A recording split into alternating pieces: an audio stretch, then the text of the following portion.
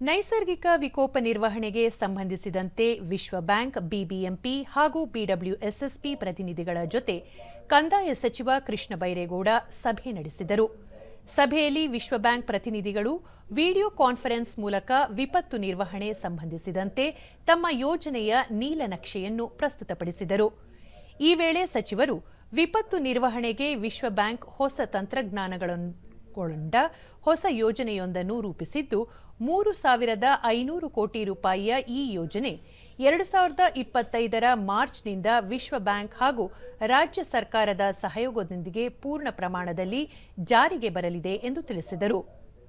7 ವರ್ಷಗಳ ಅವಧಿಗೆ ವಿಶ್ವ ಬ್ಯಾಂಕ್ ರಾಜ್ಯದಲ್ಲಿ ವಿಪತ್ತು ನಿರ್ವಹಣೆಗೆ 2,000 ಕೋಟಿ ರೂಪಾಯಿ ಹೂಡಿಕೆ ಮಾಡಲಿದ್ದು, ರಾಜ್ಯ ಸರ್ಕಾರವೂ ಸಹ 1,500 ಕೋಟಿ ರೂಪಾಯಿ ಹೂಡಲಿದೆ.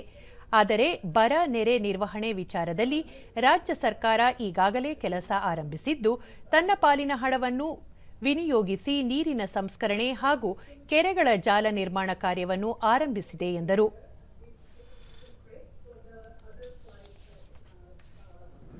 On this project.